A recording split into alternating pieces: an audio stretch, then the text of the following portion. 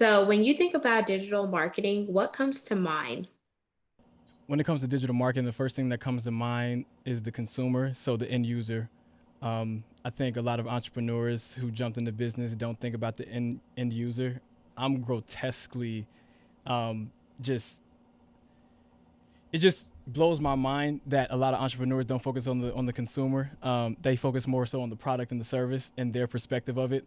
So we often tell entrepreneurs when we're speaking with them, especially how we were positioned before. We were positioning really small mom and pop shops before, and they just were focused on the product. And we were like, when you want your preference to be number one, let it be a hobby. Don't get into business. But the moment you decide to turn your hobby into a business, your preference becomes number two, and the consumer's preference becomes number one. So I think when it comes to the digital marketing and just business in general, you have to be consumer centric and focus solely on the end user. And then, whenever you focus on the end user, are there certain KPIs, key performance indicators, that you look at to kind of match the end user and the consumer? Like, this person, they may obviously need digital marketing, but they may not be doing it effectively. And then your business, your agency could come in and say, hey, this is how I can help you. So, how do you go from looking at that person, seeing what their problem is, seeing what the solution is that you're going to provide to them, and just really encompassing it in a full package to really show this is digital marketing and this is how you could take your business from where it is now to where you really want it to be, if that question makes sense. Yeah, I think when it comes to KPIs, you really want to measure. So I'll put it this way: what a lot of agencies do to make themselves look good is they'll give you vanity metrics. So they'll give you things such as impressions, they'll give you reach, they'll give you likes. That's good and all. So you can reach 100,000 people on a post, but the thing is that 100,000 people in your target audience? So that's when it comes down to understanding who your consumer is and who is in your target audience, because you can reach 100,000 people, but not all those people in that 100,000 target audience is even relevant to what your product is. So we want to take it down to um, a more consumer level, on a deeper level with the consumer. So we look at things such as shares, we look at saves, we look at conversions, we look at lead gen. So we look at the things that actually help you on the micro. So just to differentiate, marketing helps you win on the micro. It helps you with acquisition and to get customers for the now. But branding helps you with the long term on the macro scale to help you build an actual brand. And it's more about retention. So we help you with the acquisition. So if your business is obviously, needs some sales right away, we'll focus on, what strategies can we do? What funnels can we build? What content strategies can we go about? But if you want to actually build a sustainable brand, and brand comes with patience.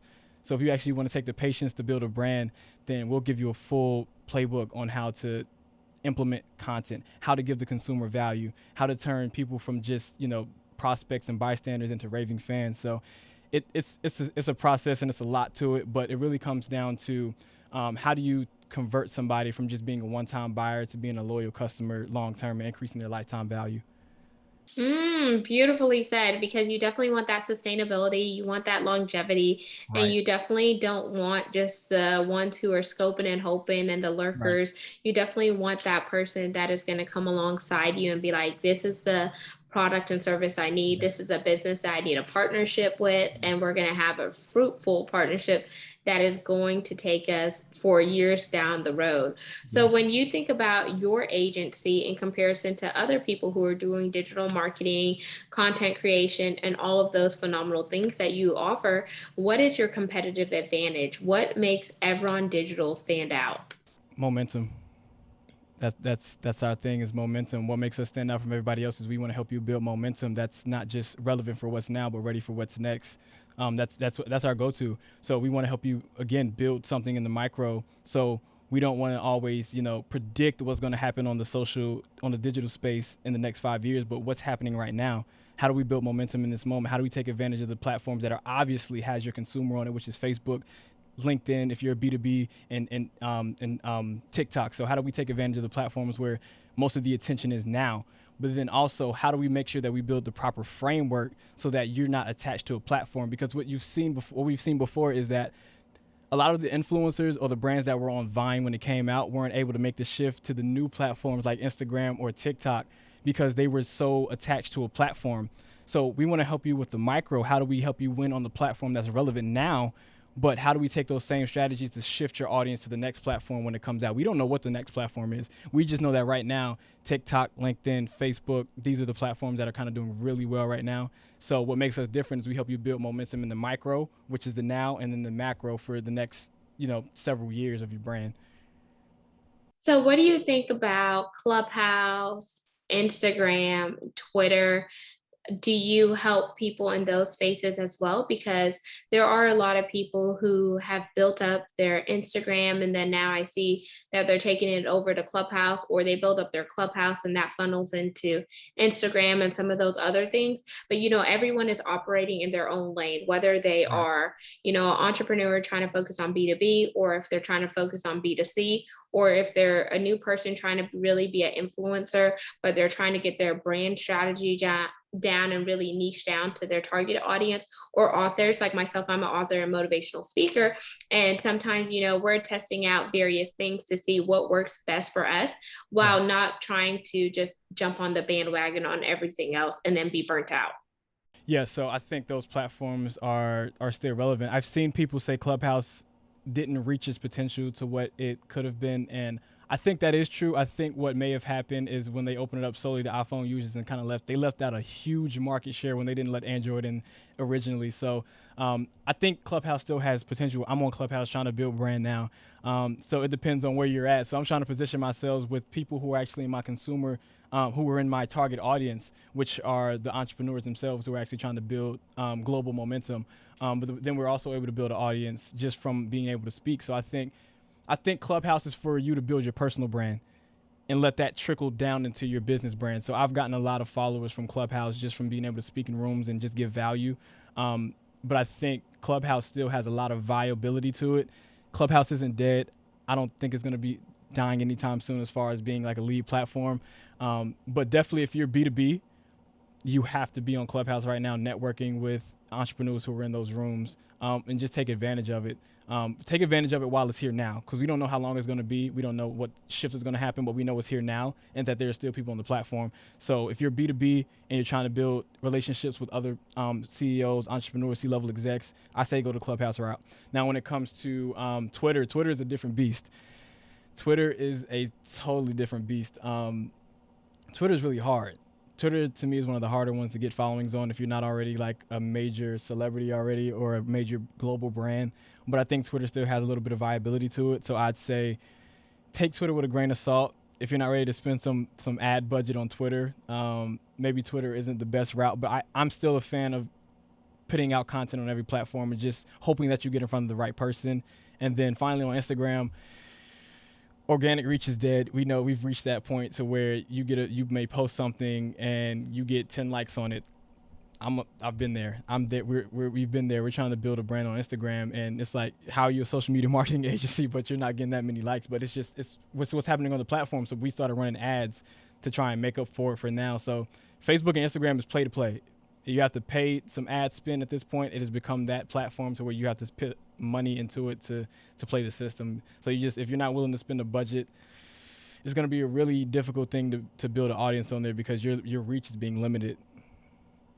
And that's so crazy that you said that, because I've seen like one of the other CEOs that I work for or work with, because we're doing it as a partnership. She does SEO, which is search engine optimization. And we were Mm-hmm. talking about the pay to play, but there are some people who have paid, but they haven't necessarily reaped the benefit for what they pay. So it's Yes. almost like a tricky situation there, because I was like, I would hate to tell somebody, oh, yeah, go spend buku some money over here in ads to get, higher visibility. But then when you get that higher visibility, if you're not doing something to convert those people who are viewing your post into customers or whatnot, then Right. it's almost like you're throwing money down the drain, and no one has time for that. I'm sorry, Exactly. like, just trying to be frank here. So it's like, it seems like you really have to know what these algorithms are and try to beat the rhythms at their own game. But obviously I'm not a, digital marketing SME. I'm not a Yeah. content strategy. Like, it's a lot of trial by error, and I just have fun like putting content out there. But I definitely want you to kind of go a little bit deeper there, because I feel like there are so many people who need what you're offering, whether it's, helping them with their social media, whether it's helping them, build their business from the ground up and get it to where, yeah, okay, they come up as number one on Google and all of these incredible things. But it's like trying to find the right agency that works for them, that has the same morals, the same values, the same characteristics, and what makes you stand out. You mentioned momentum, but is there anything else, Isaiah, that if someone says, you know what, I'm thinking about hiring Evron, they tell me that they have momentum, but what else do they offer for me? Because I really don't know who they are. We're gonna help you build a sustainable brand because we're wildly consumer centric. So again, that goes back to my whole framework on what digital marketing is, and it's end user concentrated. If you're not concentrating on who you're talking to, and that goes into why a lot of people blow advertising dollars, because there's something that I just am uncomfortably overwhelmed by when it comes to just talking to entrepreneurs who we've kind of talked in the past with, that they'll say one thing. So if we reached out to them and said, how can we help you? They say this: my brand just needs more visibility. If I can get my brand in front of the world, I know our brand is going to become something global and make a huge impact. No, it's not, because you're trying to reach everybody. You're casting too wide of a net. And so where we come in is we help you to understand your consumer, not everybody else's consumer. So we start off with the basics. Who are you talking to? I can't tell you how many entrepreneurs take that step. They just overlook that important step of saying, who are we talking to? It's a simple question. So people build products that aren't even ready to go to the market because the market didn't ask for it. You didn't consult the community. You didn't consult consumers. You didn't consult the market already about what do they want. You made an assumption on what they wanted, and then you created a product or service and tried to force it down their throat. The market isn't going for it. So we want to help you understand to see if there's an opportunity for you. But if you're already in business, then most likely there's going to be a consumer for you. So when it comes to building momentum, we help you build momentum with the right consumer. Whereas a lot of agencies may come and help and just tell you to spend ad dollars, but we want to help you spend the right ad dollars that's going to give you the right ROI. So it's not about 100,000 followers; it's about 1,000 true fans, and that's kind of our belief system. And there you have it. Like, when you just pitched that, I heard be willing to pivot for someone that is coming to you from another agency, being willing to accept feedback. Yes. That feedback is going to be the constructive criticism that picks you up from where you are right now, sets you up.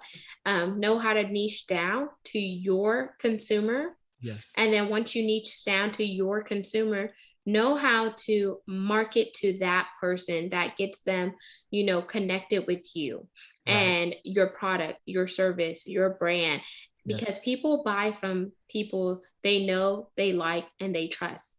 Because Yes. anybody could sell something to somebody, but is it right for that person? Exactly. No. And then another thing that I really liked as you elaborated on that was, you don't want people to waste money on something that they're not going to need, or it's not going to benefit them. So that sure Exactly. shows a servant leadership. It also shows a servant's heart, because anyone will take your money nowadays. Like, we live in a dog eat dog world, and it's sad that people are doing that. But Right. it also shows that you have some compassion, you have empathy, and you also mentioned very early on in the conversation that you're a believer. So by you being a believer, I think that spills over into your business. And when that Yes. spills over into your business, you could see how things are going to work in your favor for you, as well as for your consumer, whether they're a Yes. believer or not. Right.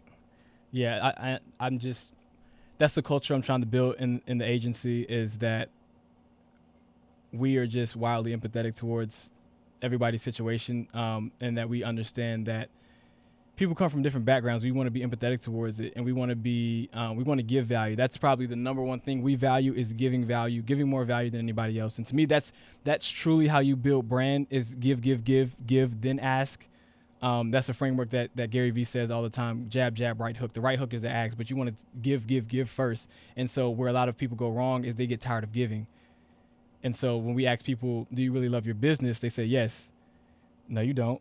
Because if you're not willing to go the extra mile for the end user, then you don't really love your business, because it's not about you at the end of the day. It's about who you're serving. And so we come from that servant's heart to say that we will give, even if it hurts us, even if it, you know, whatever we have to sacrifice to make sure that our end user is satisfied, we'll do that. So that's just something that we value, is giving value. And so that trickles down into the content we produce. We don't have any sales content on our platforms. Everything you see, if you look at a piece of content, whether it be video, whether it be carousels, no matter what platform it's on, you're going to always see us giving value, never really even the ask, because we know at the end of the day, this is a long-term thing, that once you give so much, if you give so much value, it's only a matter of time before someone comes back and gives you the same value that you gave them.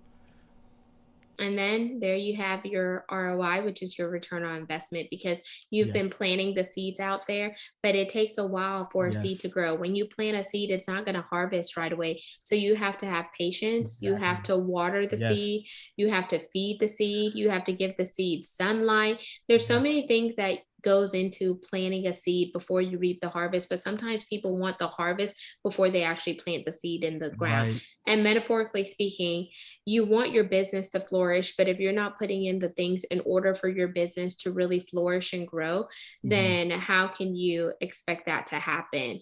You have Exactly. to do your due diligence, you have to do your research, you have to be willing to find a mentor, a coach, someone to guide you along, and you have to be willing to realize that you're in business, but you're not in business by yourself. It's Yes. the consumers that help build your business, and then you're the person who's in the business that can choose to sustain the business or not. Because if you have the crappiest attitude and you treat your employees or your partners like crap, and then you treat your customers like crap, your Right. business is not going to last that long. Exactly. Exactly. And yeah, so just a tidbit to me, all business success is not about the entrepreneur. Business success is about the entrepreneur's ability to satisfy the consumer. That's point blank period. That is all business success is your ability to really satisfy the consumer. It's not about satisfying your own needs and goals, because again, your preferences are number two. Whoever can go the extra mile to serve the consumer, that's who builds the biggest brands.